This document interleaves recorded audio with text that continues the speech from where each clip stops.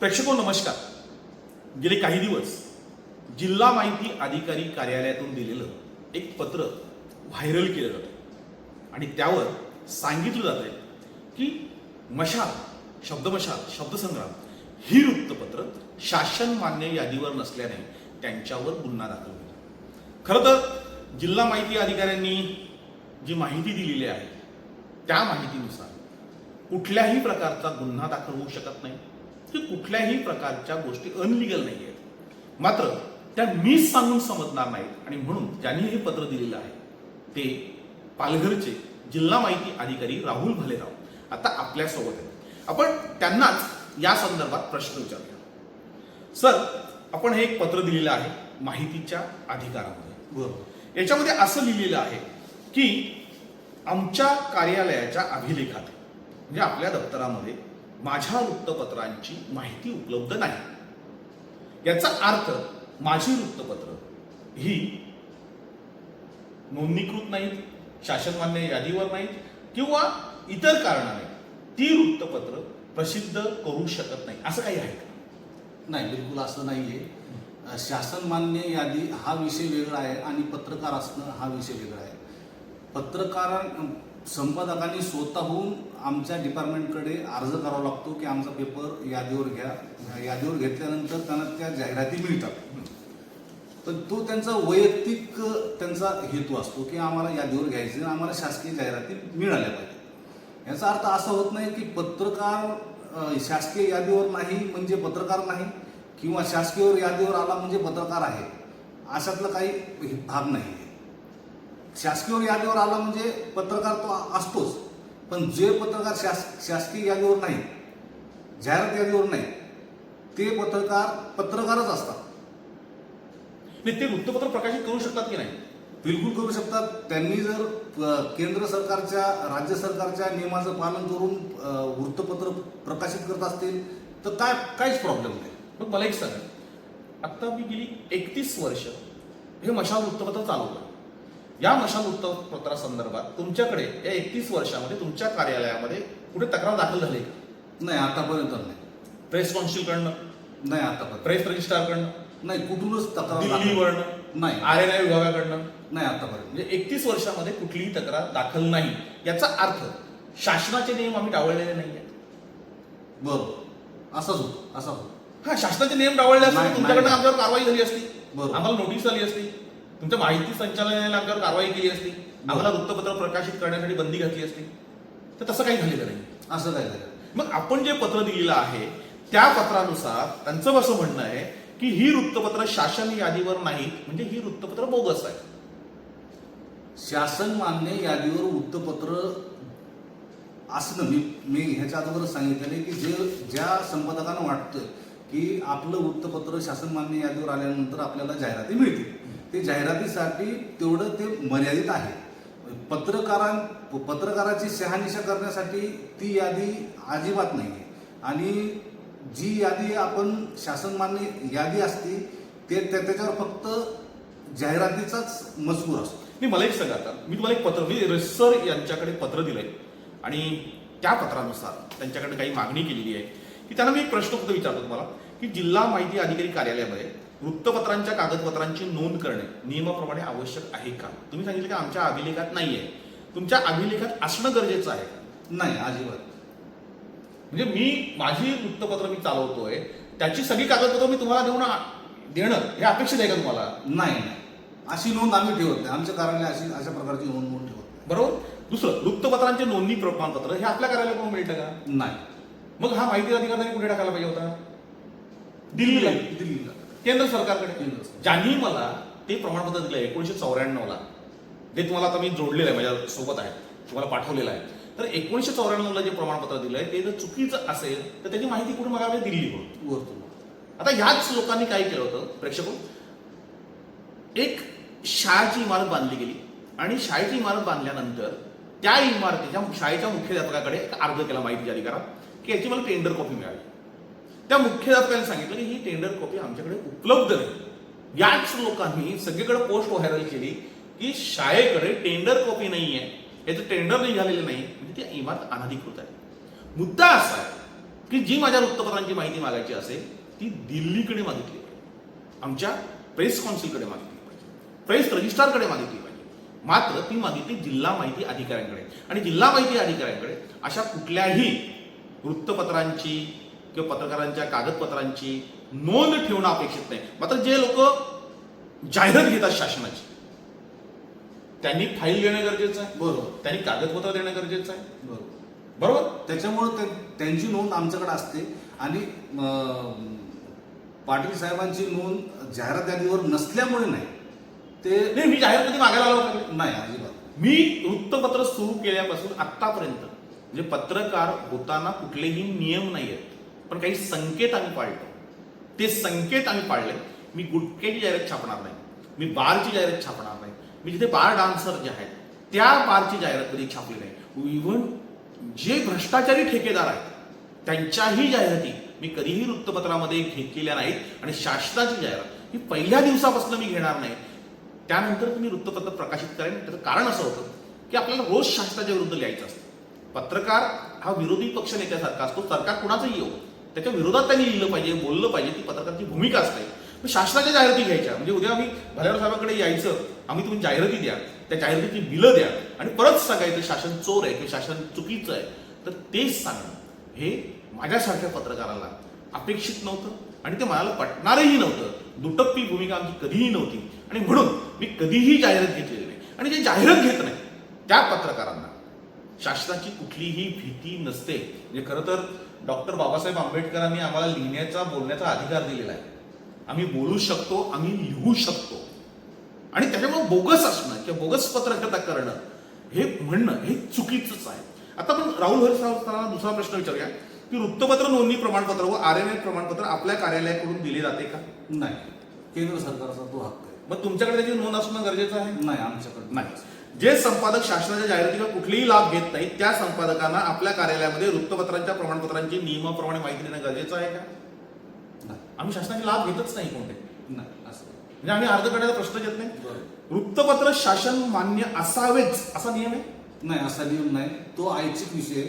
त्या वृत्तपत्राच्या संपादकांनी स्वतः अर्ज करतात, आमच्या डिपार्टमेंटकडे अर्ज करतात. त्याच्यानंतर आम्ही त्याची पडताळणी करतो. पडताळणी केल्यानंतर ते वृत्तपत्र यादीवर येतं. यादीवर आल्यानंतर ती यादी तयार होते. त्यानुसार त्यांना ते जाहिराती वितरित करतो आम्ही रोटेशन प्रमाणे. पत्रकार असणं आणि जाहिरात यादीवर असणं याचा काही संबंध नाही. पत्रकाराची इच्छा असेल तर तो यादीवर येऊ शकतो, नसेल तर तो येऊ शकत ना. अशा किती पत्रकार आहेत माझ्याकडे? मी एकटाच थोडाच आहे. किती पत्रकार असतील? असे भरपूर आहे जिल्ह्यामध्ये. जिल्ह्यामध्ये नाही, पूर्ण महाराष्ट्रामध्ये सांगा. पूर्ण महाराष्ट्रामध्ये आता किती लोकांनी ऍक्रेडिटेशन कार्ड घेतले? भरपूर आहे. आता मी आपल्या महाराष्ट्राचं तर मला माहित नाही, आता जिल्ह्याचं सांगतो. आता जिल्ह्यामध्ये आमच्याकडे जवळपास एक 25-26 यादीवर असते. म्हणजे एक्झॅक्ट आता मी सांगतो मला 25-26 असतील यादीवर.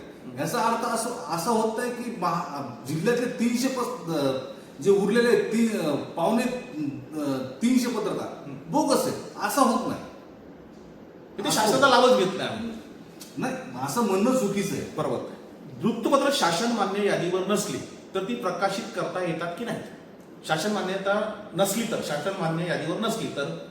मी याच्या अगोदर सांगितलं की शासन मान्य यादीवर असणं आणि वृत्तपत्र प्रकाशित करणं ह्याचा काही काहीच संबंध नाही.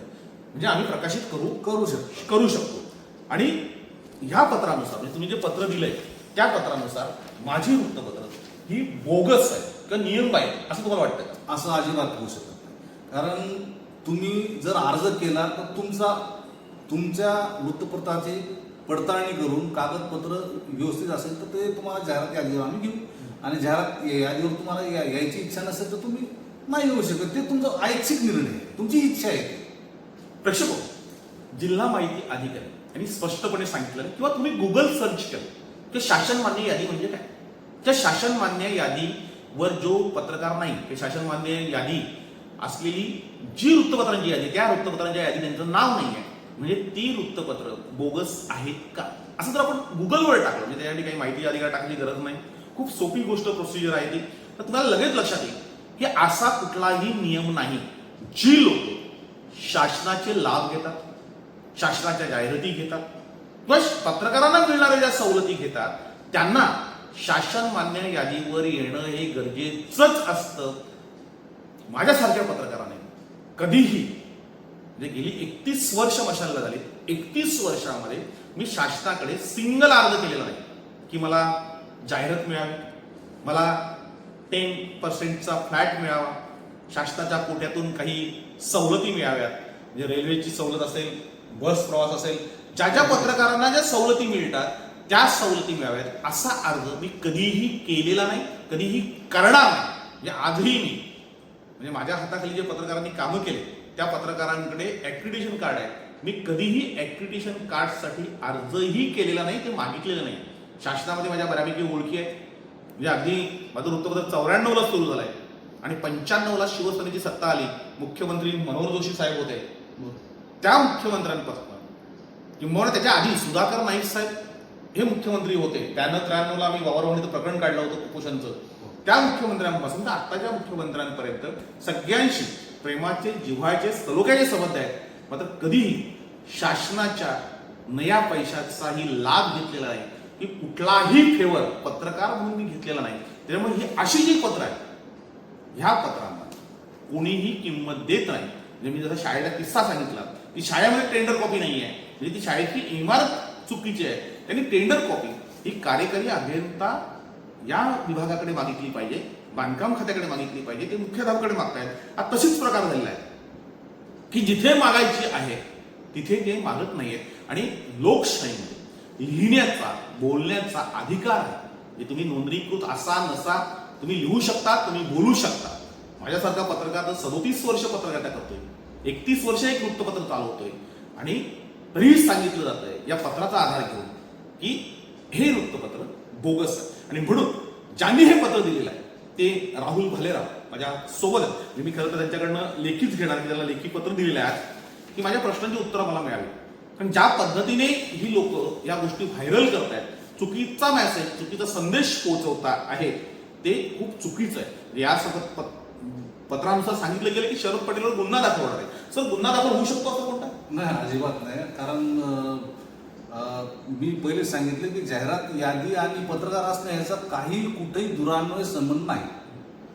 पत्रकारांची इच्छा असेल तर तो जाहिरात यादीवर येऊ शकतो, नसेल तर काय नाही येऊ शकत. त्यांना जर शासकीय जाहिराती नकोय तर नकोय.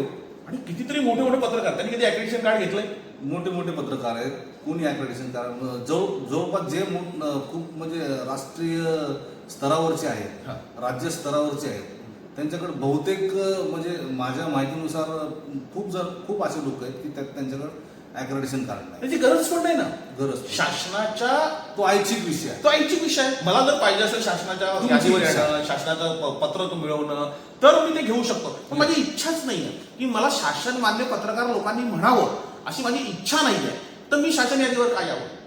बरोबर, तुमची इच्छा नसेल तर काय हरकत नाही. म्हणजे तुम्ही तुमचं रेग्युलर पेपर चालू शकता, सर्व गोष्टी करू शकता आणि तुम्हाला कुठला लाभ नसेल घ्यायचा तर नका घेऊ, ते तुमची इच्छा आहे.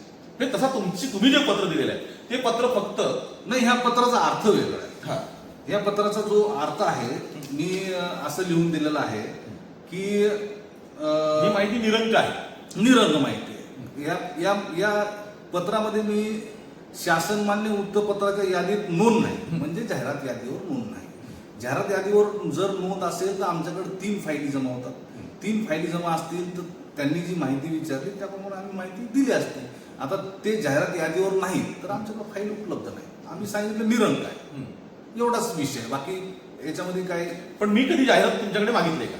नाही, जाहिरात आणि जरी मागितली तरी तुम्ही देणार नाही, कारण यादीवर पाहिजे. यादीवर पाहिजे. आणि मला ती जाहिरात कधीही नको आहे. शासनाची जाहिरात मला कधीही छापायची नाही आहे. कारण मी रोज उठून भ्रष्टाचार काढतोय, शासनाच्या विरोधात बोलतोय. अशा वेळेस शासनाच्या जाहिराती घेणं म्हणजे आपण ते पाप करण्यासारखं आहे. मित्रांनो, या पत्राचा अर्थ म्हणजे ज्यांनी हे पत्र दिले त्यांच्या समोरच सांगतो, या पत्राचा अर्थ फक्त एवढाच आहे की ही माहिती आमच्याकडे उपलब्ध नाही आणि त्यांच्याकडे माहिती उपलब्ध असण्याचा कुठल्याही प्रकारचा संबंध येत नाही. म्हणजे पहिल्यांदा त्यांनी जशी माहिती अधिकारी शाळेला टाकून विचारलं की इमारतीचं मला टेंडर कॉपी द्या, तर तशी त्यांच्याकडे उपलब्ध नव्हती, की त्यांच्याकडे असण्याचा प्रश्नच नाही आहे. तशी ती माझी कागदपत्र यांच्याकडे असण्याचा प्रश्नच नाही. आणि आज त्यांना प्रत्यक्ष भेटून मला आवश्यकता नाही द्यायची तरी सुद्धा त्यांना मी माझ्या रजिस्ट्रेशनच्या प्रती ह्या त्यांना देतोय, त्याच्यामध्ये काही जर चूक असेल तर त्यांनी अवश्य कारवाई करणं गरजेचं आहे. मात्र ज्याला पत्रकारिता कळते, त्याला वृत्तपत्र कायदा कळतो, तो असे मेसेज व्हायरल करणार नाही आणि त्याच्यावर कुठल्याही प्रकारच्या प्रतिक्रिया देणार नाही.